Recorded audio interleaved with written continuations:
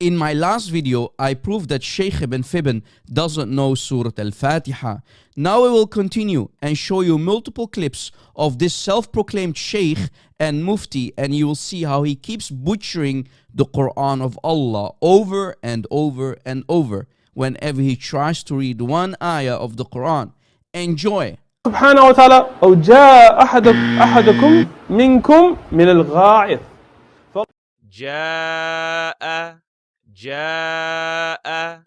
أحدكم It's not جاء, it's جاء.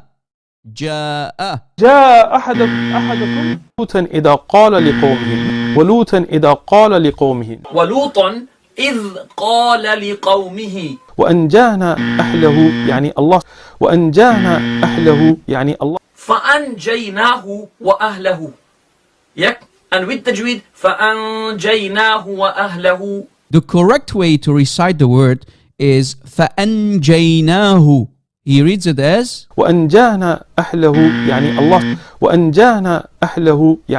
فأنجيناه وأهله. And with tajweed فأنجيناه وأهله. So he reads a totally different word.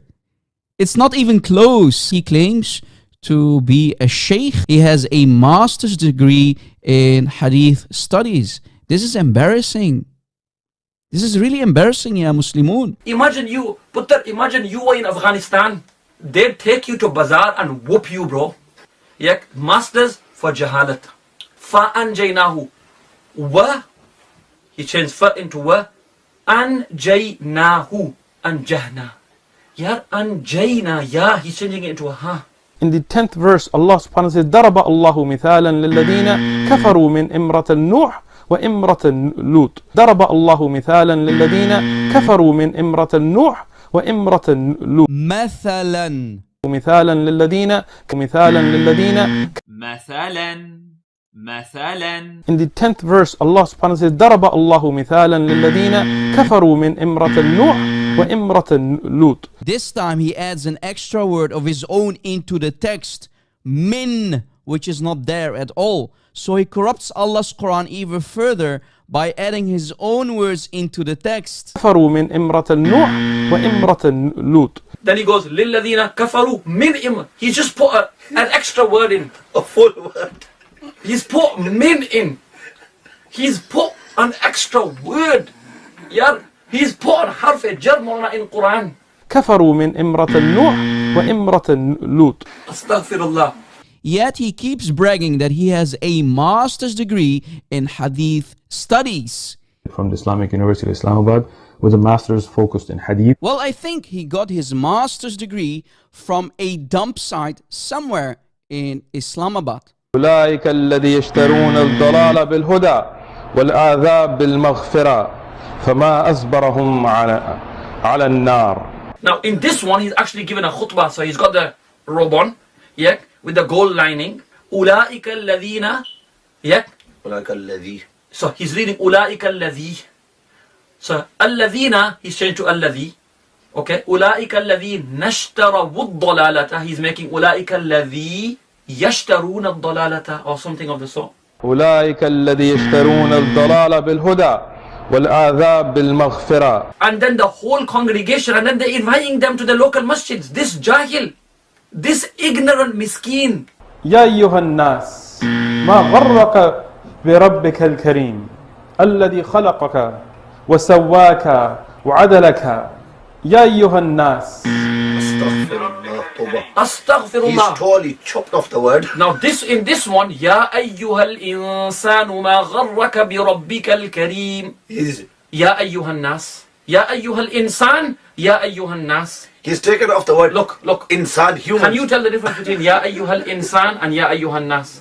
These are not minor mistakes, minor tajweed mistakes, makharij mistakes. These are major, which might even come under tahrif al-Quran. You're changing the words of the Quran. You're taking out full words. You're taking out full letters. Allahu Akbar. You're adding letters. You're adding letters. Even so, you can see the severity of this. This was my question. What does the Messiah mean according to the Quran and according to the Hadith? And Why is Jesus called the Messiah in the Quran or the Hadith? Bring me that answer. What he did is he tried to diminish the title of Messiah to try to say that all prophets and messengers are Messiahs. I said, okay, bring me the source according to Islam in the Quran or the Hadith. What he did is he brought me some paper. He told me he was going to bring some books, literally quote, don't worry, come back next week, I'll bring you some books. No problem. Come back next Sunday. We'll bring you some books. Okay. Brought me a piece of paper. In the piece of paper that he brought, he claimed it was a hadith. He has a master's in it, by the way.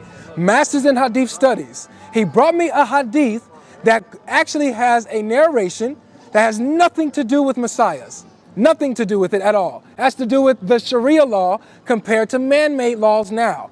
And then what he did was, in the hadith, the publisher and the editor puts their footnote in there, and he quotes the footnote, merges the footnote with the narration, and quotes the footnote that has a typo in it, by the way, as if it was hadith.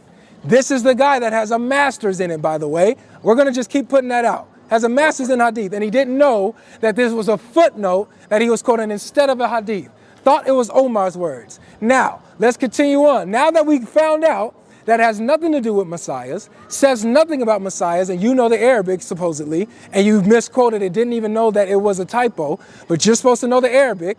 Now that we know that this doesn't have anything to do with messiahs, I asked him to acknowledge that he was wrong in quoting this and apologize to the viewers for lying and trying to fool us, which he refuses to do. That option is still out here, Uthman. You will be forgiven. Of course, I'm speaking there. Let me talk. I'm giving you an option, an opportunity to redeem yourself. Say, I'm sorry. Don't say, khalas, my bad, but say, I apologize. I have a responsibility for truth, and therefore I was wrong for quoting this, and then let's move on in the conversation. That's what you need to do. I thought that he actually retracted or went back and he misspoke or made a mistake about the whole Messiah thing. Khalas, my bad. Now that we know that this doesn't have anything to do with messiahs, I asked him to acknowledge that he was wrong in quoting this and apologize to the viewers for lying and trying to fool us, which he refuses to do. That option is still out here, Uthman. Lying and trying to fool us. I used to watch Sheikh Uthman Farooq. Yeah, potato Farooq. But I stopped watching him because he's a liar.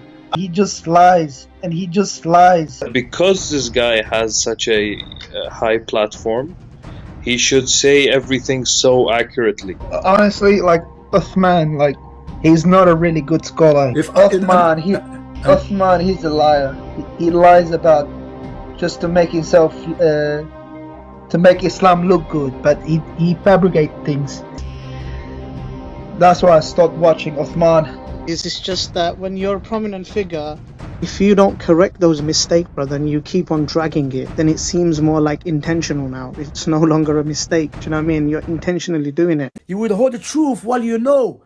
The brother clearly knows. He said, don't manhaj check me. If you want to manhaj check me, I don't need your approval. I mean, akhi, this is everyone will manhaj check you. About me. Not a Khariji, not a Murji', not a Ashari, not a Maturidi. If you go to Dubandi Masjid, they're going to ask who you with. Who are you? You go to Naqshbandi, you go to Maturidi, you go to... people will ask you. Why? Because everyone knows now the Ummah divided. We cannot pretend the Ummah has not been divided, closing our eyes. Allah cursed those people because of that. Do you want to be cursed? Or you don't mind to be cursed by Allah as long you are pleasing the brothers and sisters in Islam? So we have to question, who are you? Who are you with? Our brothers and sisters, this is not politics. Don't bring the politics. This is not a drama. Save your drama for your mama. This kalam batil. Wallahi kalam batil, my brother. You should not say that, akhi.